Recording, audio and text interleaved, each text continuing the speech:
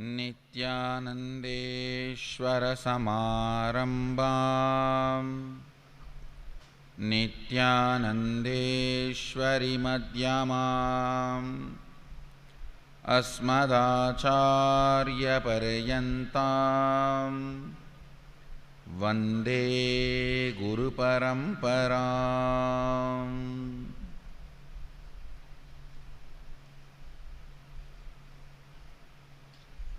உங்கள் அனைவரையும் வணங்கி வரவேற்கின்றேன். இந்த இனிய மாலை பொழுதில் கல்பதர் எனும் தியான சத் சங்கத்திற்காக ஆதி சைவம் பற்றி தெரிந்து கொள்ள, புரிந்து கொள்ள, உணர்ந்து கொள்ள, வாழ்ந்து நிற்க ஷாலினி தொலைக்காட்சியின் மூலமாகவும் முகநூல் புத்தகத்தின் மூலமாகவும்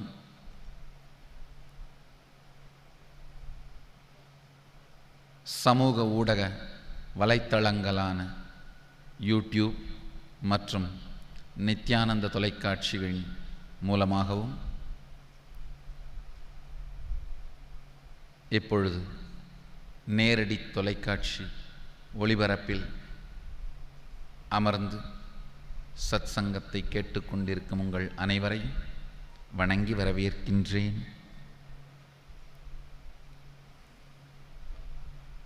கல்பதரு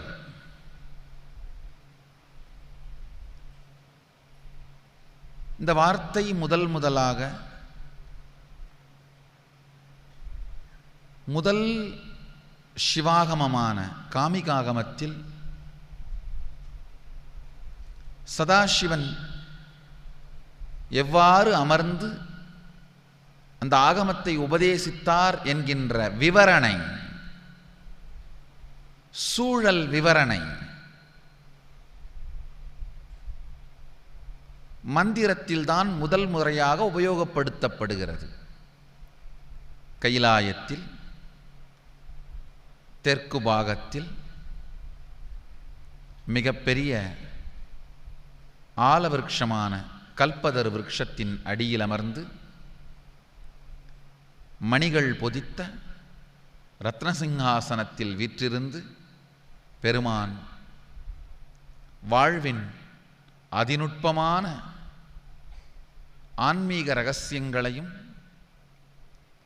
வெற்றிக்கான நுண்மேலாண்மை நுட்பங்களையும்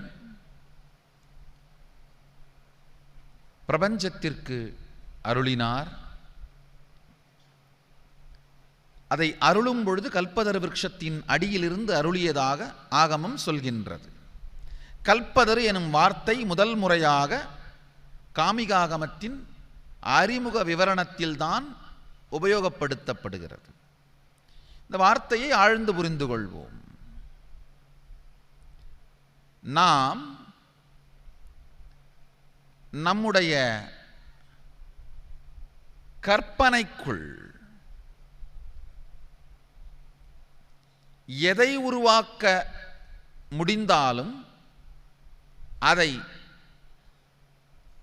தருகின்ற, நிஜமாக்கி தருகின்ற சக்தியைத்தான் கல்பதரு என்று சொல்கின்றோம். அந்த சக்தி படைத்த மரத்தை கல்பதரு மரம், கல்பதரு விருட்சம் என்று சொல்கின்றார்கள். கல்பதரு நினைத்ததையெல்லாம் நிஜமாக்கும் சக்தி. நமக்கு வர்ற முதல் கேள்வி, இது சாத்தியமா?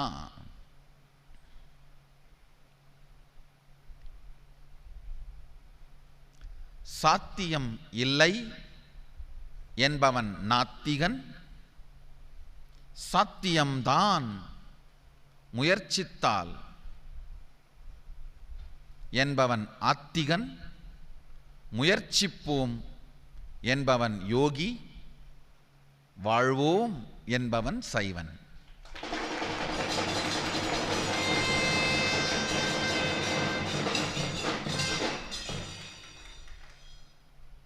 ஆழ்ந்து கேளுங்கள்.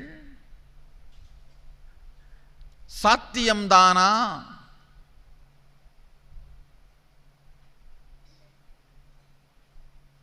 இல்லை என்பவன் நாத்திகன். சாத்தியம் என்பவன் ஆத்திகன். முனைவோம் முயற்சிப்போம் என்பவன் யோகி. வாழ்வோம் வளமாய் என்று வெளிப்படுத்துபவன் சைவன்.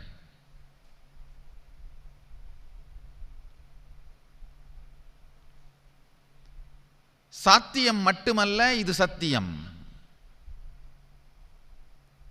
ஆழ்ந்து கேளுங்கள். நினைத்ததை எல்லாம் நிஜமாக்குகின்ற வாழ்க்கை முறைதான் ஆதிசைவம். உலகத்தின் மொத்த ஆன்மீகத்தையும் 2 பிரிவாக பிரித்து விடலாம். ஒன்று, தானாகவே முயன்று பல்வேறு செயல்களின் மூலமாகவும் தவங்களின் மூலமாகவும் நமக்குள் இருக்கும் பல்வேறு சக்திகளை வெளிப்படுத்தி இறுதியாக இறைநிலையை, ஆதிமூல பரம்பொருளை, சோதிச் சுடரை பரம்பொருளை, சதாசிவனை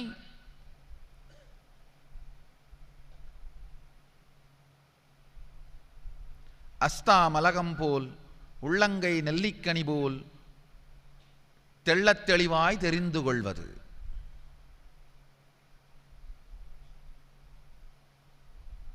யோகிகளின் பாதை இது.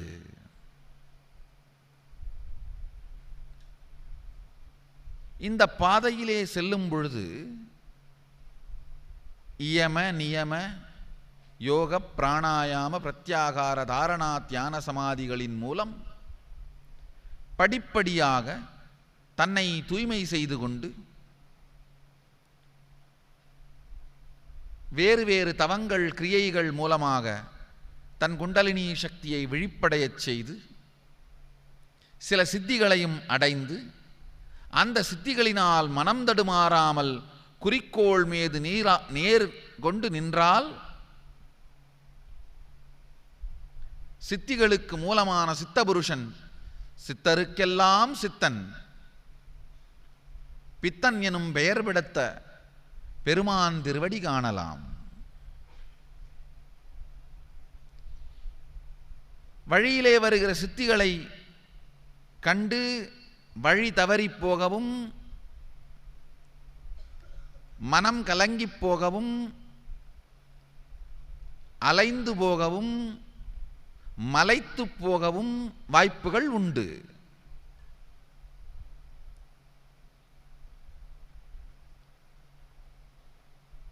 ஆனால் அப்பரோ சுந்தரரோ ஞானசம்பந்த பெருந்தகையோ மாணிக்க வாசகரோ சித்திகளை தங்கள் வாழ்க்கையில் வெளிப்படுத்தவில்லை. அவர்கள் செய்த, அவர்கள் வாழ்வில் நடந்த எல்லாமே ஆமானுஷ்ய சக்திகள், சித்திகள் அல்ல.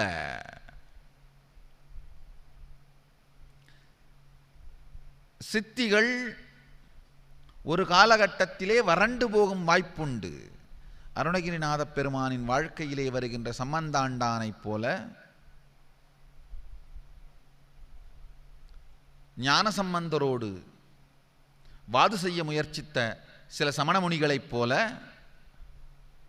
ஞானசம்பந்தரோடு வாது செய்த சமணமுனிகள் சாதாரணமானவர்கள் அல்ல. சித்து விளையாட்டிலே, மந்திர பயிற்சிகளிலே கைதேர்ந்தவர்கள். ஞானசம்பந்தர் இருந்த திருமணத்திற்கு அவர்கள் பௌதீக ரீதியாக தீ வைக்கவில்லை. மாய மந்திரத்தின் மூலமாகவே அக்னியை அனுப்பினார்கள். தாருகாவனத்து ரிஷிகளைப் போலே, ஞானசம்பந்த பெருமானை எதிர்த்த சமணமுனிகளைப் போலே,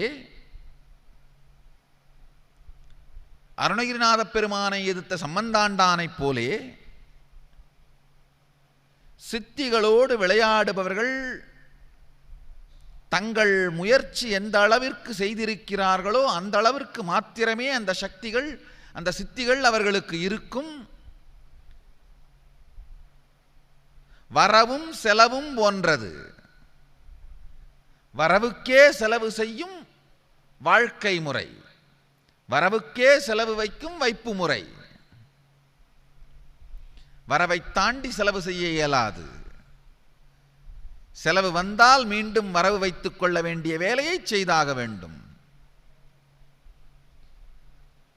அதுதான் சித்திகள்.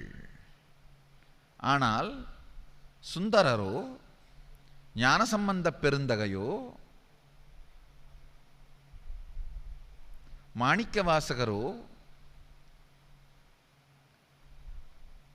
திருநாவுக்கரசு பெருமானோ சித்திகள் செய்யவில்லை. அவர்கள் வாழ்வில் நடந்ததெல்லாம் அமானுஷ்ய சக்திகள். சம்பந்தாண்டான்,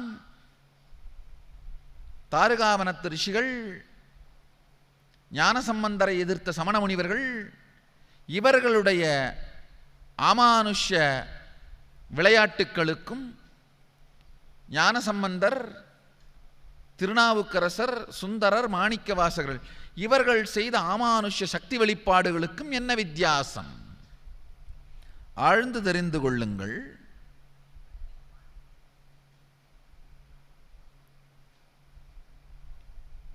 புலன்களை அடக்கி பெருந்தவம் செய்து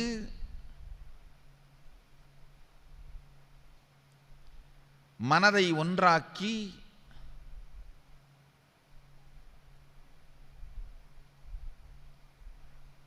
தன்னையே தான் எரித்து தவத்தின் வலியினாலே குண்டலினி சக்தியை உயிர்ப்பித்து மேலேற்றி வலியால் வரும் வலிமை. எத்துணை வழிபட்டார்களோ அத்துணை வலிமை உண்டு. ஆனால் ஞானசம்பந்தருக்கோ அப்பருக்கோ சுந்தரருக்கோ மாணிக்கவாசகருக்கோ அருணகிரிநாத பெருமானுக்கோ இருந்த சக்திகள் வலியால் வந்த வலிமை அல்ல, வழிபட்டதால் வந்த வலிமை.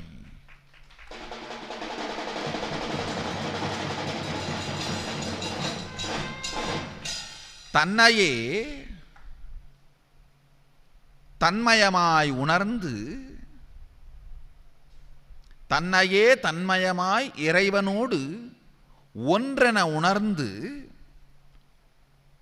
ஒன்றாய் நின்ற சோதிப்பரம்பொருள் நின்று சக்தியாய் வெளிப்பட்டதனால் நடந்த லீலைகள் நால்வரை போன்ற ஞானிகள் வாழ்க்கையில் நடந்த லீலைகள். ஆழ்ந்து கேளுங்கள், ஆழ்ந்து புரிந்து கொள்ளுங்கள்.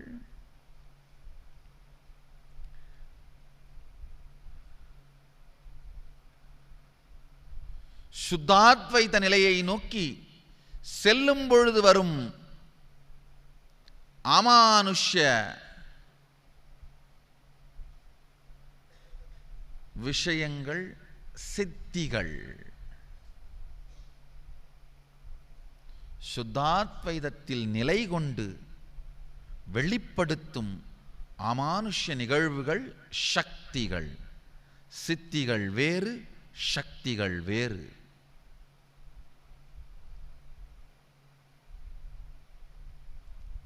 சித்திகள் என்றாவது முடிந்துவிடும், சக்திகள் என்றுமே முடிவதில்லை.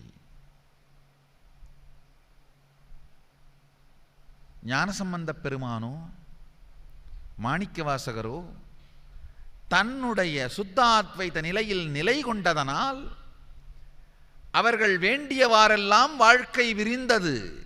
அதனால தான் எத்துணை அமானுஷ்ய சக்திகளை வெளிப்படுத்தினாலும் அவர்கள் சக்தி குறையவும் இல்லை, குறைந்து விடுமோ என்கின்ற பயமும் அவர்களுக்கில்லை.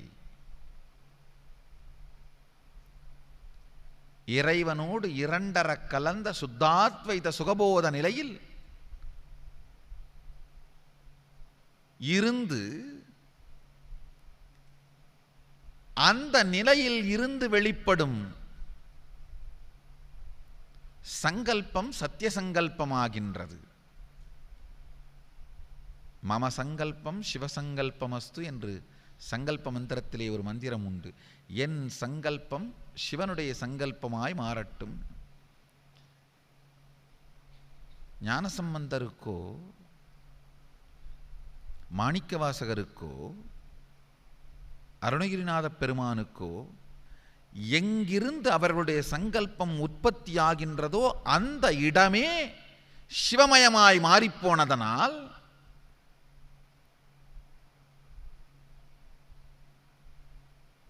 அவர்களுக்குள் பொங்கும் சங்கல்பம் மங்களத்தன்மையோடு நிஜமாகின்றது.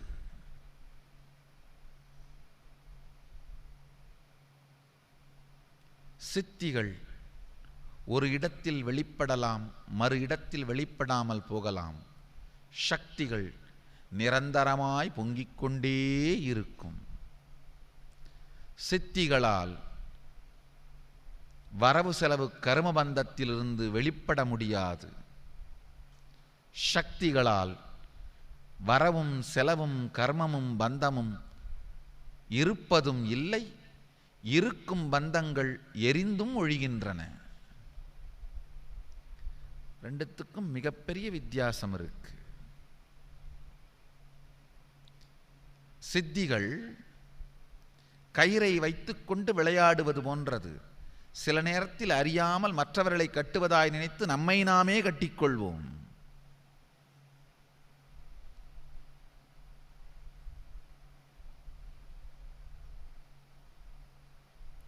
சக்திகள்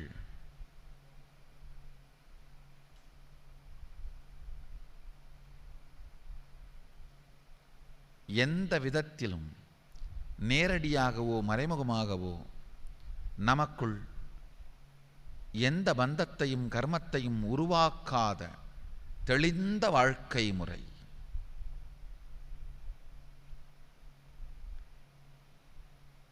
என்றென்றும் எந்த கர்மத்தையும் பந்தத்தையும் உருவாக்காமல் நாம் விரும்பிய விதத்திலேயே வாழ்க்கையை வெளிப்படுத்திக் கொள்ளும் அறிவியல் கல்பதரு. என்றென்றும் எந்தவிதமான புது பந்தங்களையும் கர்மங்களையும்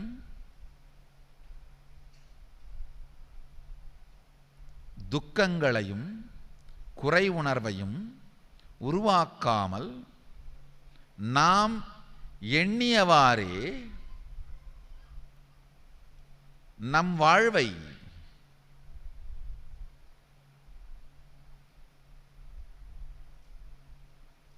நினைத்தவாறே நம் வாழ்வை நிஜமாக்கிக் கொள்ளும் அறிவியல் கல்பதரு.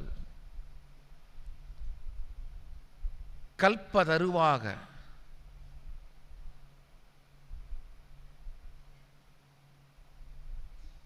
நம் வாழ்க்கையை வாழுகின்ற அறிவியல் ஆதிசைவம். கல்பதருவாக நம் வாழ்க்கையை வாழுகின்ற அறிவியல் ஆதிசைவம்.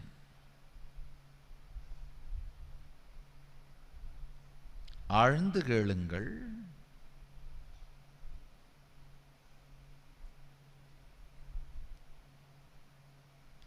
சித்திகளை வெளிப்படுத்தும் பொழுது அதை எப்படி வெளிப்படுத்துவது, எப்படி உபயோகப்படுத்துவது, எப்படி வாழ்வது, எல்லா பொறுப்பும் உங்களுடையது. சக்திகளை வெளிப்படுத்தும் பொழுது அதன் லாபம் நஷ்டம் வரவு செலவு போக்கு வரத்து இவை எல்லாம் பெருமானுடையது.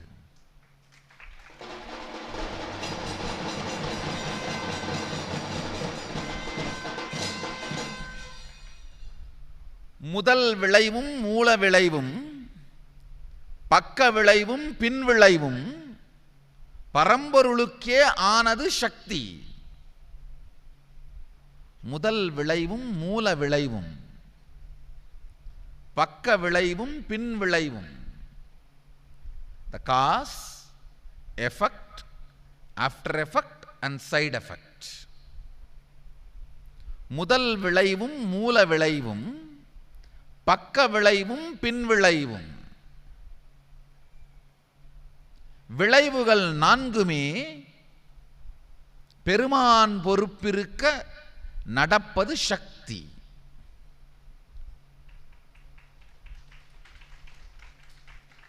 அதனாலதான் நால்வர் போன்ற ஞானிகள் தங்கள் வாழ்க்கையில் எத்துணை அமானுஷ்யமான சக்திகளை வெளிப்படுத்தினாலும் அதனால் எல்லோருக்கும் நன்மை மாத்திரமே நடந்ததே அன்றி ஒரு தீங்கும் வரவில்லை. அருணகிரிநாத பெருமானை எதிர்த்த சம்பந்தாண்டான் காளியையே அழைத்து கட்டிப்போட வைக்கும் கட்டியம்படைத்தவன். ஆனாலும் ஐயன் முருகன் ஆடி வருவதை தடுக்க ஆகாமல் போனது.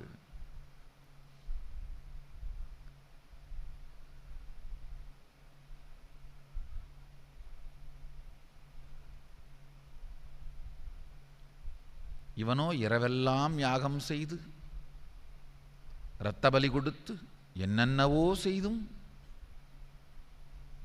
காளியையே நேரில் அழைத்தும் கந்தனை கட்ட முடியவில்லை. அருணகிரிநாத பெருமானோ கந்தனை கூட பாடவில்லை, கந்தன் மயிலை பாடி முருகனை கொண்டு வந்து விட்டார்.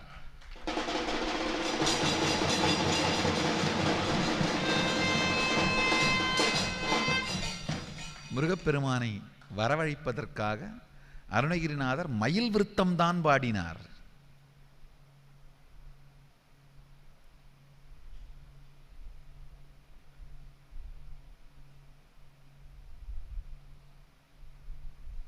காரை புகழ்ந்து காரரை கொண்டு வர முடியுமா? செய்திருக்கிறார் அருணகிரி. ஏனென்றால் அது சித்தி அல்ல, சக்தி. சித்திக்கும் சக்திக்கும் வித்தியாசம் தெரிந்தால் கல்பதர் வாழ்க்கை முறையை பற்றிய தெளிவும் அனுபவமும் சாத்தியம். முதல்ல எடுத்த உடனே நாம சொல்றது இதுதான், நினைச்சதெல்லாம் நிஜமாகிறதா? அதெல்லாம் சாத்தியம் இல்லப்பா. ஆகாது என்பவன் நாத்திகன், ஆகும் என்பவன் ஆத்திகன், முயல்வோம் முனைவோம் என்பவன் யோகி, வாழ்ந்து வழிநடத்துவோம் என்பவன் சைவன்.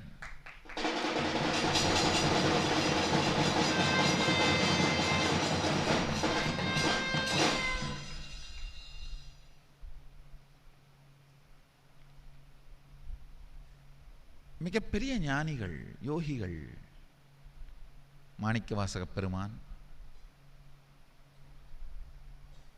ஞானசம்பந்த பெருந்தகை, சுந்தரமூர்த்தி சுவாமிகள், திருநாவுக்கரசர், அருணகிரிநாத பெருமான், சேக்கிழார் பெருமான், இவர்கள் வாழ்க்கையெல்லாம் ஆழ்ந்து ஆராய்ந்தோமானால்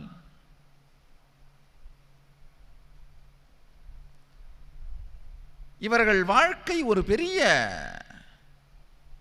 அறிவியலாகவே இருந்திருக்கின்றது. ஏதோ ஒரு நடக்காத நாடகங்களின் தொகுப்பும் அல்ல, பொன்னியின் செல்வன் போன்றே புனரமைத்து புணர்த்து தானாகவே நடக்காமல் வடிவமைக்கப்பட்ட வரலாற்று கட்டுக்கதைகளும் அல்ல, அல்லது நடந்ததின் மீது நவரசமுஞ்சாற்றி மெருகேற்றி கவியால் உரைக்கப்பட்ட காவியங்களும் அல்ல. சத்தியம் மாறாது,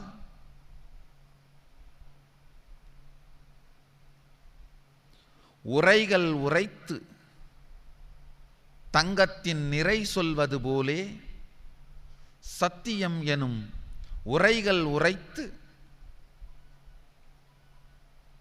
நிறைவினால், சத்திய குறைவிலா நிறைவினால் நிறைவை ஏற்றிச் சொல்லக்கூடிய அளவிற்கு சுத்தமான தெளிவான வாழ்வியல் சார்ந்த அறிவியலை தரும் புராணங்கள் இந்த ஞானிகளுடைய வாழ்க்கைகள், இவர்களுடைய அருள் வரலாறுகள். இவர்களுடைய வாழ்க்கையை ஆழ்ந்து படித்தால் அமானுஷ்ய சக்திகள் என்று நாம் வெளியிலிருந்து பார்க்கும் பொழுது தோன்றுகின்ற எல்லாமே ஒரு தெளிவான அறிவியலைப் போலவே இயங்கி இருப்பதை காணலாம். அந்த அறிவியல் என்ன? ஏன் ஞானசம்பந்தர் அழுதால் மட்டும் அன்னையே இறங்கி வந்து தன் முலைப்பாலே சுரந்து கொடுக்க வேண்டும்?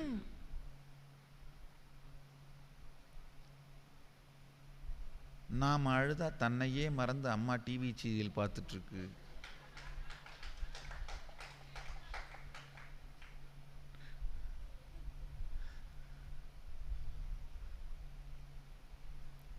ஞானசம்பந்தருக்கு மட்டும் ஏன் அன்னையே இறங்கி வர வேண்டும்?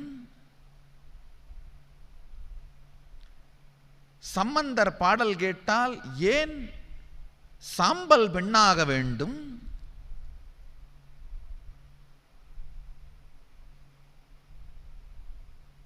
மாணிக்கவாசகர் மனம் கரைந்தால் மட்டும் ஏன் நரியலாம் பரியாக வேண்டும்? நமச்சிவாயவெனும் ஐந்தெழுத்தை அப்பர் சொன்னால் மட்டும் கல் ஏன் தோணியாய் மாற வேண்டும்?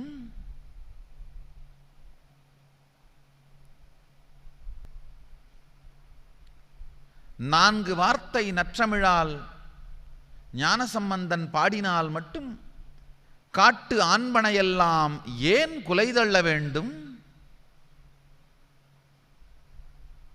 பாலே மாறி,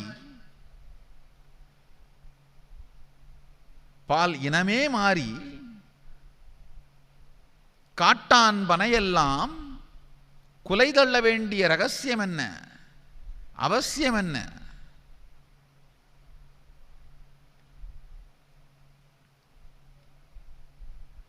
ஏன் இவர்கள் அழைக்க இத்துணை அமானுஷ்ய விஷயங்கள் நிகழ்கின்றன? அசாதாரணமான நிகழ்வுகள் நிகழ்கின்றன. நம் வாழ்க்கையில் அவைகளை நிகழ்த்த முடியாதா? சாத்தியம். இது சத்தியம்.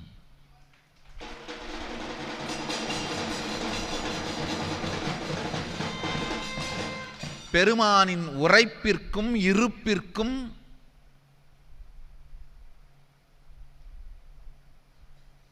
முடிவு காலம் இல்லை.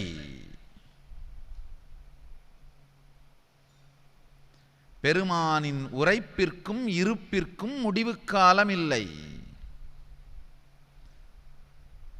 சதாசிவன் சொன்னவைகளுக்கு எக்ஸ்பைரி டேட் கிடையாது.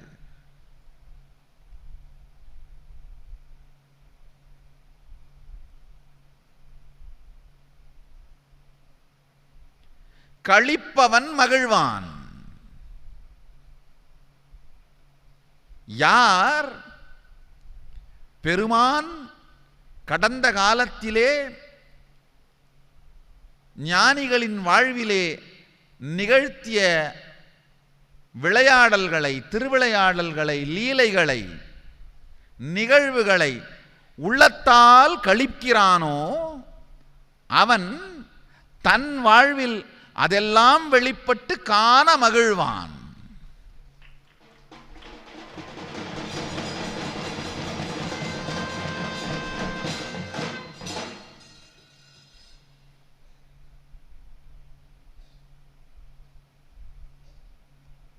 ஆழ்ந்து புரிந்து கொள்ளுங்கள். வள்ளுவப் பெருந்தகை ஒரு திருக்குறளில் அருமையாக சொல்கின்றார்.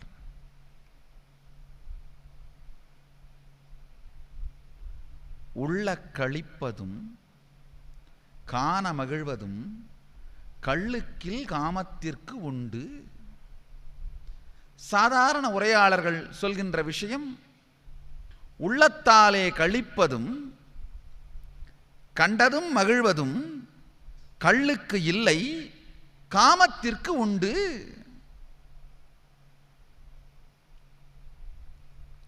இந்த வரட்டி தட்டுறதுக்கு கவிஞர்கள் எதுக்கு?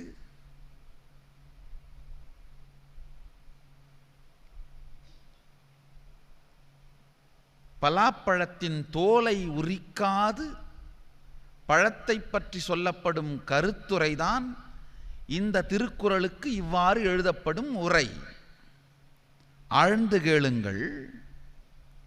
உள்ள களிப்பு, உள்ளல் என்பது நம் உயிருக்குள் நிகழும் சிந்தனை செம்மை. நம்முடைய உயிர்ப்பதிவிலே நிகழ்கின்ற ஒரு நிகழ்வு. அந்த உள்ளல் நிகழ்ந்தால் களிப்பதும்,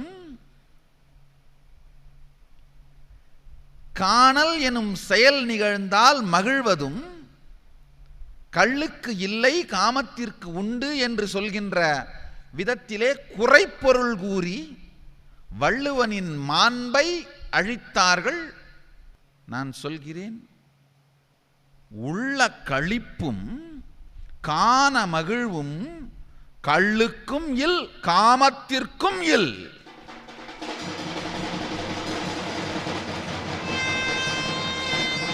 உள்ள களிப்பதும் காண மகிழ்வதும் கள்ளுக்கும் இல், கள்ளுக்கு முதல் முறையே இல், காமத்திற்கு மூன்றாவது முறை இல். உள்ள களிப்பும் காண மகிழ்வும் கள்ளுக்கும் இல், காமத்திற்கும் இல், சிவன் நாமத்திற்கே உண்டு.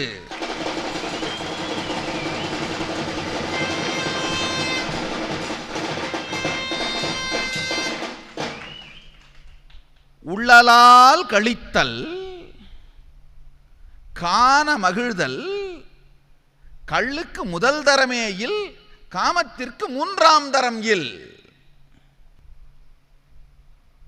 இங்கு காமம் எனும் வார்த்தைக்கு ஆணுக்கும் பெண்ணுக்கும் இடையில் ஏற்படுகின்ற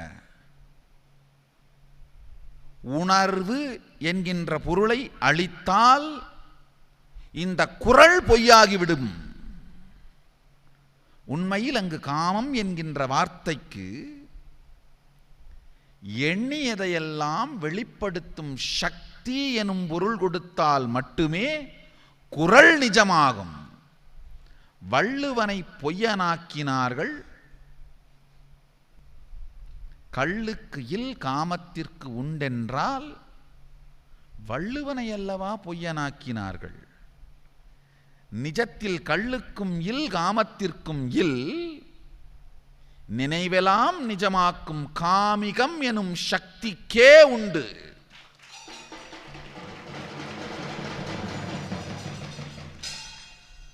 காமிகம் எனும் காமிகாகமத்தில் வருகின்ற வார்த்தையான காமத்திற்கும் சாதாரண ஆணுக்கும் பெண்ணுக்கும் இடையில் ஏற்படும் உணர்வுக்கும் போது நாம் உபயோகிக்கும் வார்த்தையான காமத்திற்கும் தனித்தனியான வேறு வேறு பொருள்கள் உண்டு.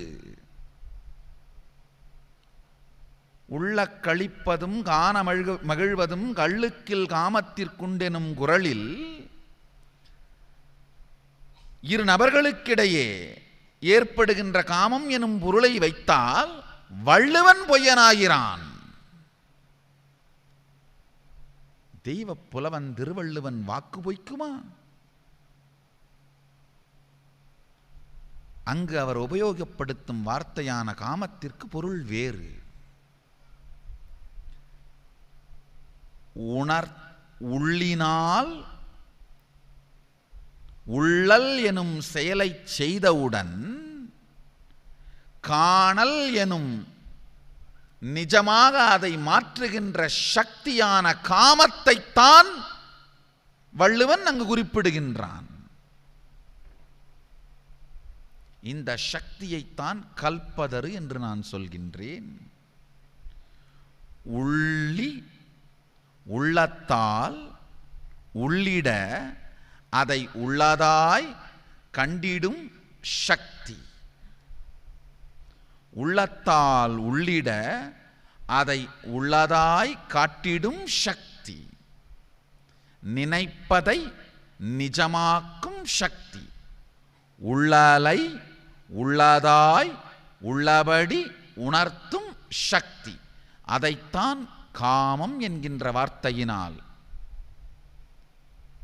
காமிக ஆகமம் எனும் சொல்லை பெருமான் சதாசிவன் எந்த உணர்வோடு அர்த்தத்தோடு சொல்கின்றார்களோ, என்ன பொருளோடு அவர் அந்த வார்த்தையை உபயோகிக்கிறாரோ அந்த பொருளோடு தான் காமம் எனும் வார்த்தையை வள்ளுவன் இங்கு உபயோகிக்கின்றானே தவிர வெறும் சாதாரண ஆண் பெண் இடையிலே ஏற்படுகின்ற உணர்ச்சி அல்ல.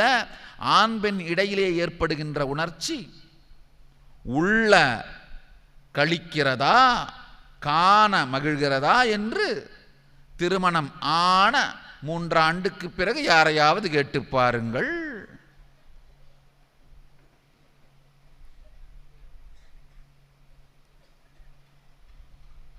சாதாரண மானுட காமம் எனும் வார்த்தையை எனும் அர்த்தத்தை இந்த வார்த்தையின் மீது ஏற்றினீர்களானால் வள்ளுவன் வாக்கு பொய்யாகிவிடும்.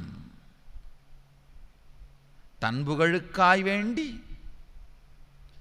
தன் செயலையெல்லாம் நியாயப்படுத்த வேண்டி வள்ளுவன் வார்த்தைக்கு வாராத பொருள் கொடுத்து வள்ளுவனை ஐயா பொய்யனாக்காதீர்கள்.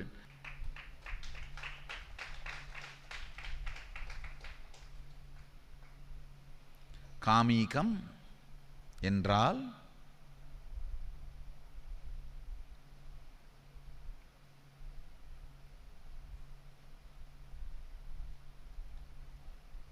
உள்ளுவதை உள்ளபடி உள்ளதாக்கும் சக்தி. உள்ளலை உள்ளபடி உள்ளதாக்கும் சக்தி. நினைத்ததை நிஜமாக்கும் ஆற்றல்.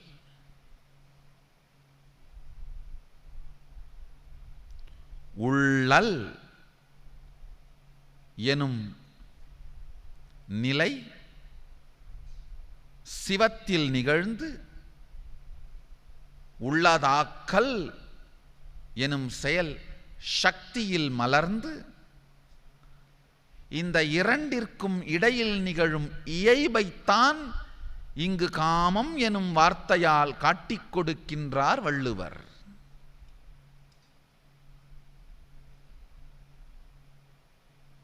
எனவே உள்ளக்கழித்தலும் காண மகிழ்தலும் கள்ளுக்கும் இல் சாதாரண காமத்திற்கும் இல் சிவம் சக்தியாய் வெளிப்படும் உயர்ந்த காமிகத்திற்கே உண்டு.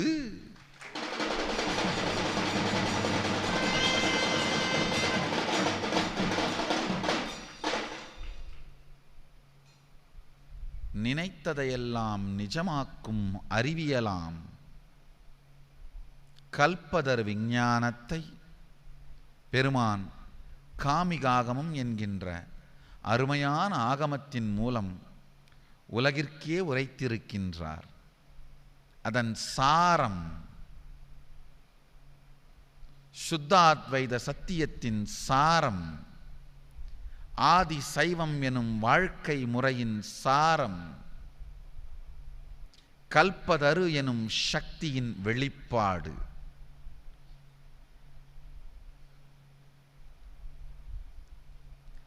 நம் வாழ்வில் நினைத்ததையெல்லாம் நிஜமாக்கும் சக்திதான் காமிகாகமத்தின் சாரம். எப்படி எனும் கேள்விக்கான விடை ஞானபாதம்.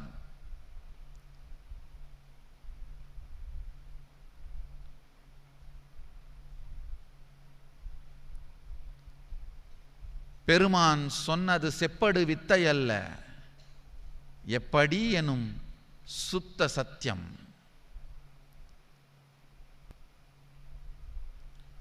உள்ளும் போதெல்லாம் களிப்பை தருவதும் காணும் போதெல்லாம் மகிழ்வை தருவதும்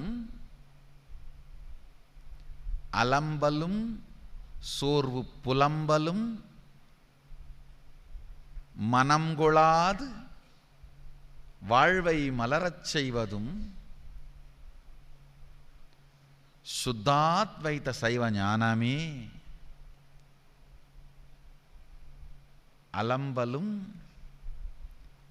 சோர்வு புலம்பலும் மனதை மையங்கொள்ளாது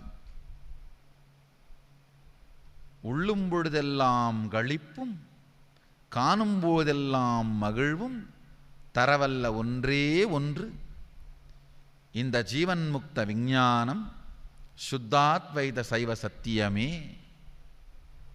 தொடர்ந்து இந்த சத்தியத்தை சாத்தியமாக்கும் விஞ்ஞானத்தை கல்பதரு என்கின்ற பெயரால் தினந்தோறும் சத்சங்கமாக உங்களோடு பகிர்ந்து கொள்கின்றேன்.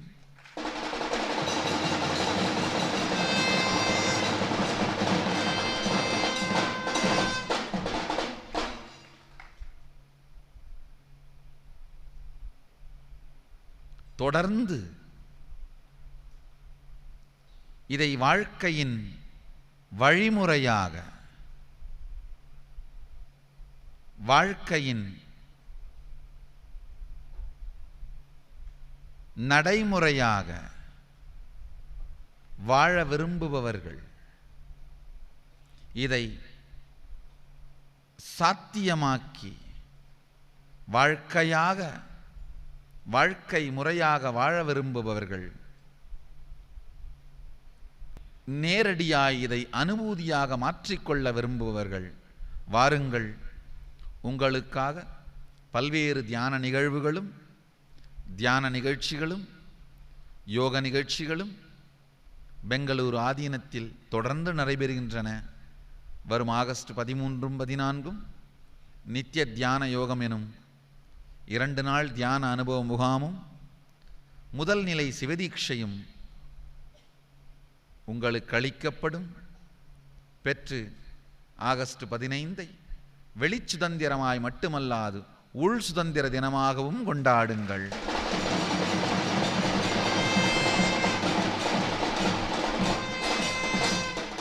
சுதந்திரம் என்றால்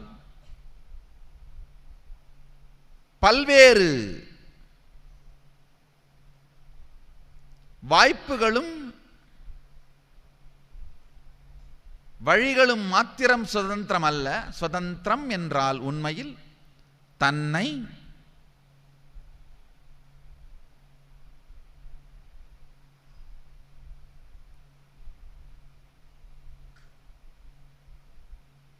தானாகவே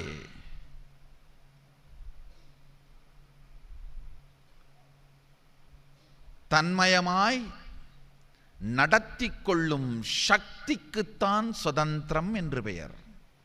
ஸ்வதந்திரம் என்றால் தன்னையே ஸ்திரமாக வழிநடத்தி கொள்ளும் சக்தி.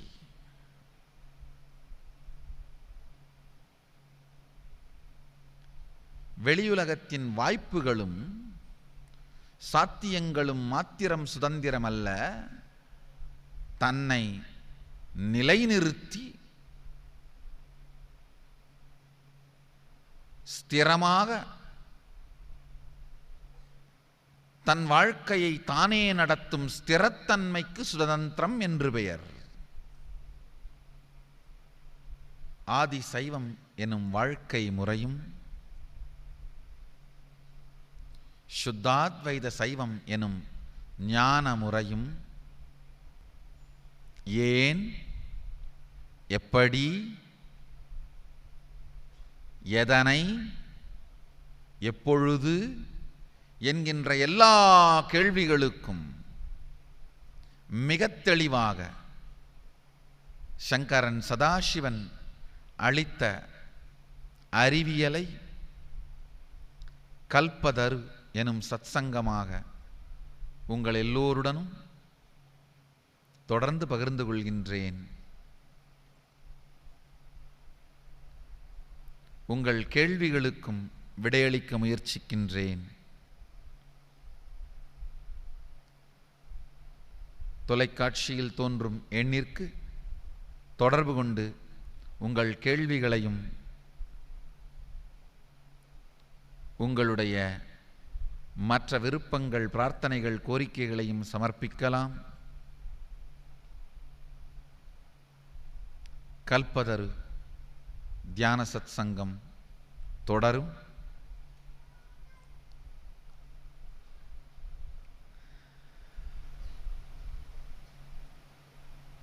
நீங்கள் எல்லோரும் நித்யானந்தத்தில் நிறைந்து, நித்யானந்தத்தில் மலர்ந்து, நித்யானந்தத்தில் கரைந்து, நித்யானந்தமாகிட ஆசீர்வதிக்கின்றேன். ஆனந்தமாக இருங்கள்.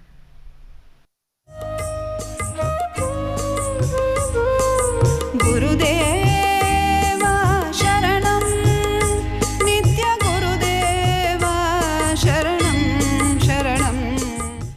நித்யானந்த பீடம், பெங்களூரு ஆதீனம், ஆஃப் மைசூர் ரோட், பிடதி, பெங்களூரு. 08027279999.